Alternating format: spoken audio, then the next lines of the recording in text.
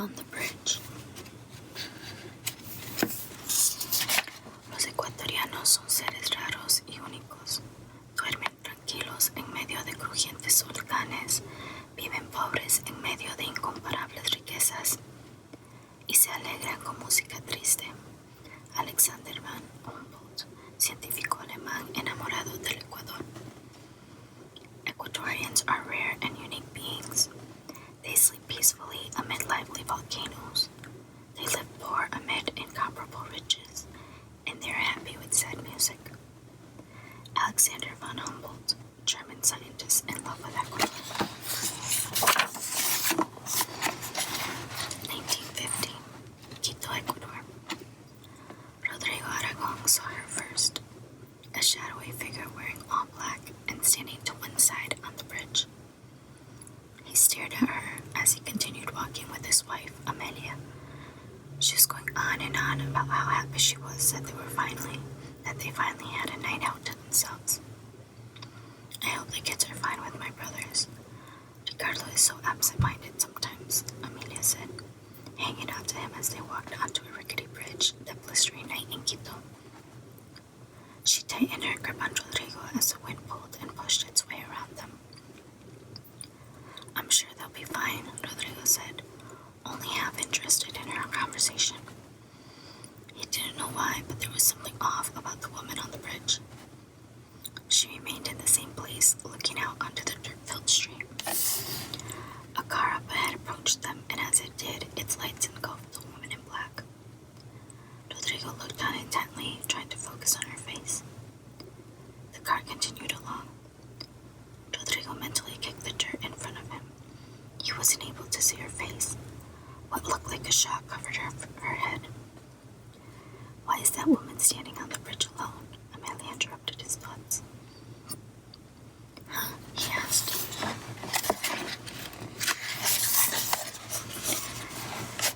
That woman up ahead. Why is she standing there?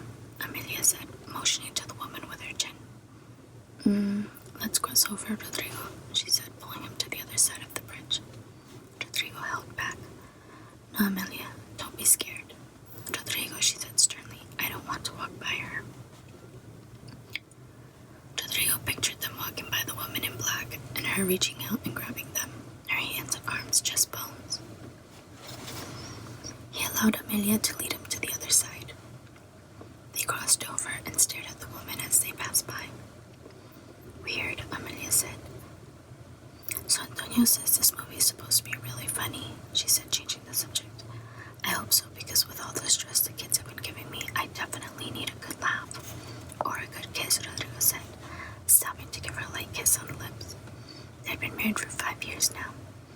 He had been 16 when they married, and Amelia a year older. In those 5 years, they were blessed with three-year-old twins, Camilo and Gabriel. I miss these kind of nights when it's just the two of us, Amelia said, squeezing his arm. Rodrigo smiled and nodded in agreement. He turned toward the strange woman again and almost jumped when he noticed she wasn't looking out onto the street anymore, but instead it appeared to him that she was looking in their direction. He felt the hairs on the back of his neck stand on end, and his arms felt all tingly. Must be this cold, windy night, he told himself.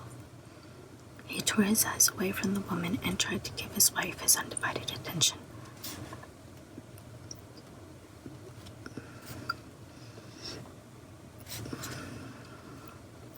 The urge to turn back around kept pestering him, but he fought it. After they crossed the bridge, they went up a small hill. The movie theater was on the other side. Almost there, he told Amelia. She was already out of breath. Think I need to lose some weight, she asked, half-jokingly, puffing as she took her last steps over the hill. She stopped and took a deep breath before going down the hill to the theater. Not at all, Rodrigo said, hugging her. I think you're perfect just the way you are. You know I don't look at those things. I love you for who you are, not what you look like. Well, that makes one of us, she giggled, elbowing him in the ribs as they entered the theater. They bought their tickets and went to the room marked for a streetcar named Desire. When the movie was over, a large group left the theater around the same time as they did. I am going to kill Antonio, Amelia said when they were outside. That movie wasn't at all funny. I think he was playing a joke on me.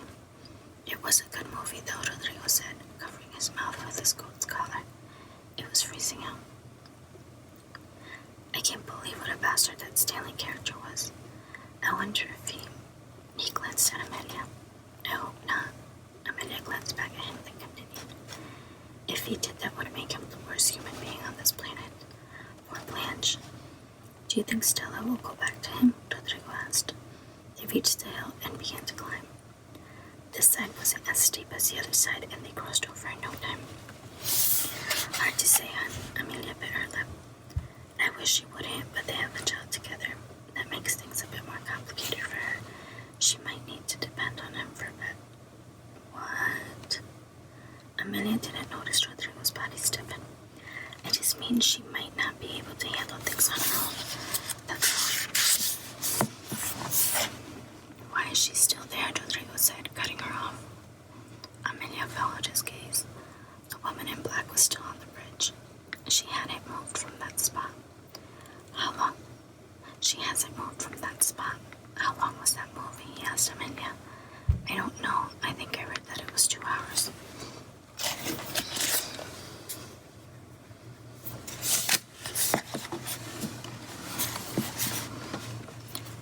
She's in a dress and a shawl. She must be freezing. Rodrigo started to cross over to the side where the woman was standing. No, Amelia cried. I don't want to cross over, Rodrigo. Please. Too bad, he said sternly. I want to see who she is. Amelia continued to protest, but he dragged her to the other side with him. Rodrigo, she said, digging her heels into the ground. What? He yelled. Amelia stared at him at a loss for words. Someone bumped into Amelia from behind, causing her to almost topple over. Watch it, Rodrigo told the 2 drunks as he held Amelia steady. Sorry, they said, laughing to themselves as they continued on their way. Rodrigo eyed them angrily. He watched as the drunks spotted the woman in black and started laughing at her. Maybe she needs some money, one of them said. Hey, miss, it's freezing out. Buy yourself a coat. Ha ha ha. One of the drunks reached into his pocket and pulled out a few wads of dollars and some change. He walked up to the woman and held the money out to her. Here, he said again. Rodrigo and Amelia began inching forward. Take the money, lady, the other drunk said. Rodrigo and Amelia walked by quickly. Amelia avoided the confrontation while Rodrigo stared intently at the shawl covering the woman's face. He didn't see an inch of flesh. Hey, the drunk with the money said, don't you want the money, miss? Miss? Rodrigo saw them get closer to the woman and bend under to peer into her shawl.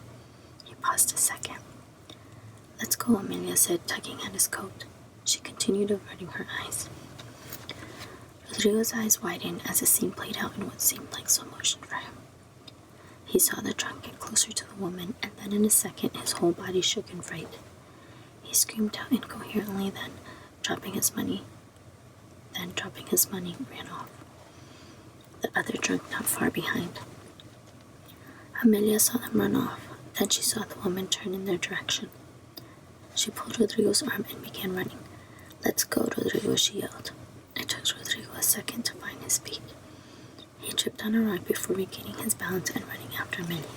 Don't look back, she yelled into the wind. Rodrigo felt the urge to turn around but fought it. He knew she was right. They ran all the way home. Amelia sounded with the adrenaline shooting through her body. She hadn't stopped for a second. They had run 4 blocks. When they reached their house, Rodrigo nervously fidgeted with the keys. Let me, Amelia said, taking the keys and unlocking the door. She gave him back his keys and held both his hands in hers. You're okay, Rodrigo. We're home now.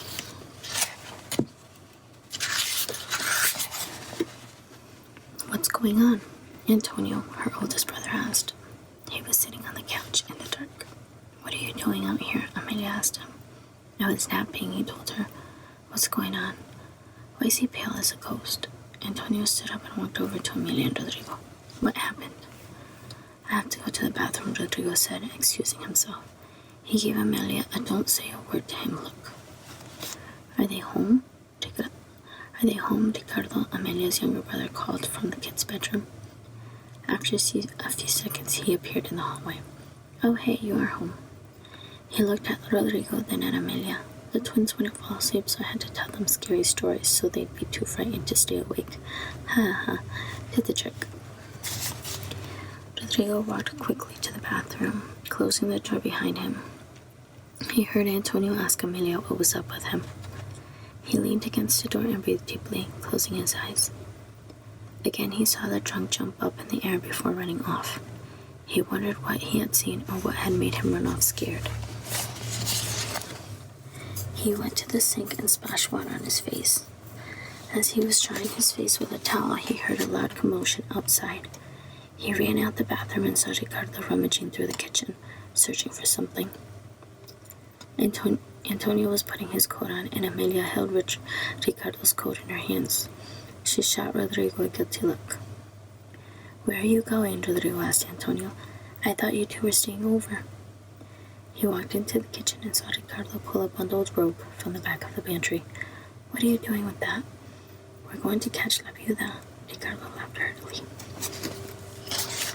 "Yes, we are." Antonio walked in and high-fived his younger brother. "Let's go." "No, you can't," Rodrigo told them. Amelia walked to his side. "It slipped out," she whispered, fidgeting with Ricardo's coat. "They kept asking what was wrong with you. I told them not to go, but they won't listen." Rodrigo turned to her disappointed. "You shouldn't have said anything," he said, louder than he had intended. "Nonsense," Ricardo said, overhearing them. "We're going to catch a legend." "It's too dangerous," Rodrigo said, walking up to them. "Give me the rope, Ricardo. You don't know what you're doing. It's not safe." He held his hand out.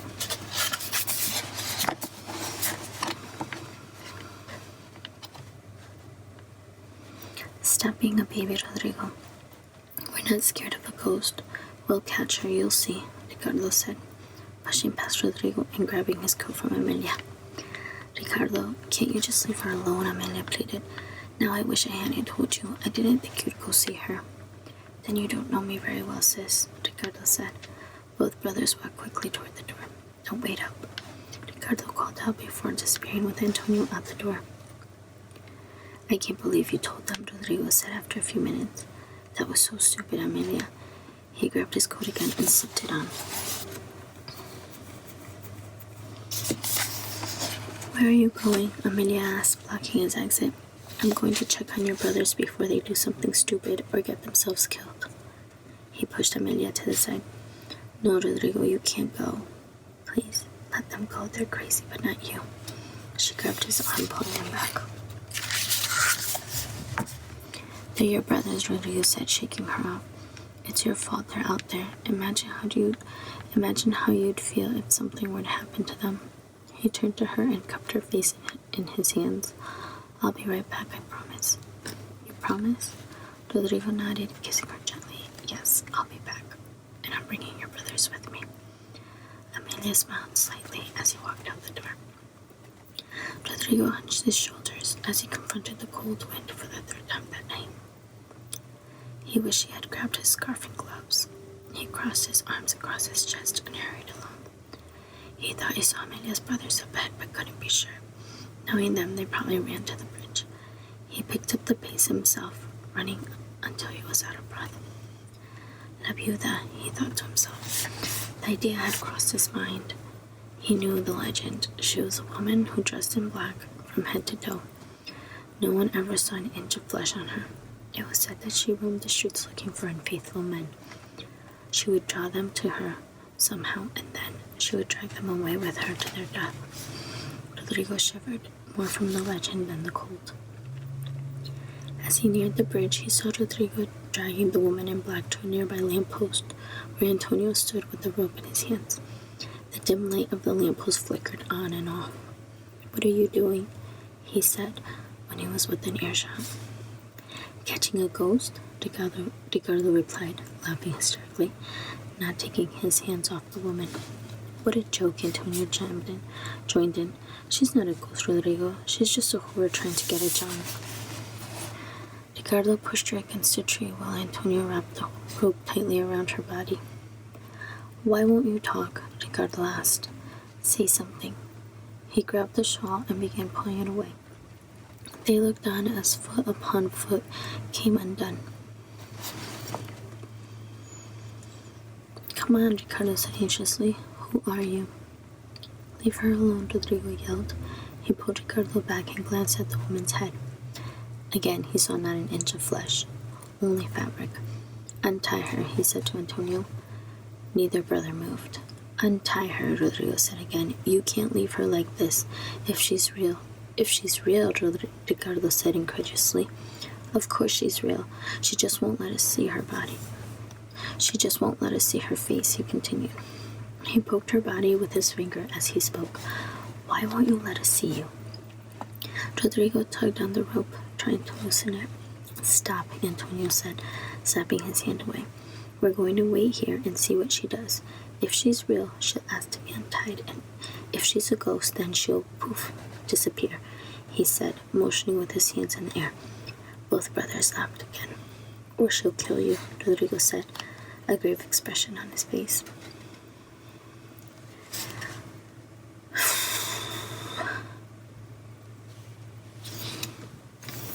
And that's all that I'm going to read.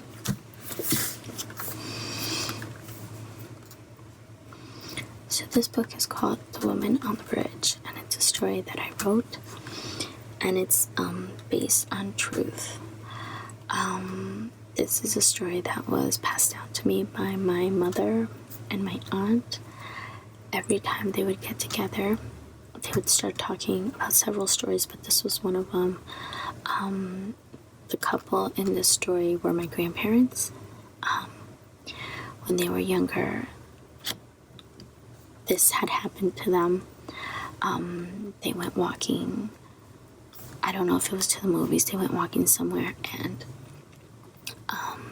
they saw a woman on a bridge, and they couldn't see a face. They were scared. They thought it was the legend. When they got back home, my grandmother's brother, Ricardo, that's his real name.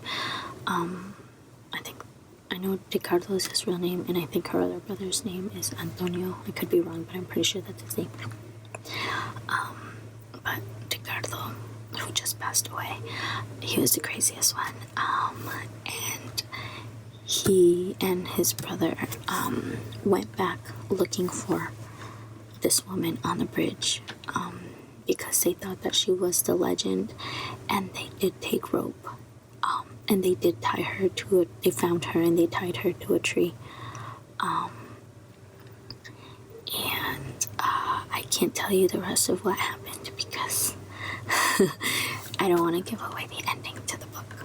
But if you want to know what happened, buy the book. It's a shameless plug. I'm so sorry, but if your interest is piqued, then I hope that it is. So, yeah. I hope you liked the book, though. I wrote it many years ago, 2012, I think.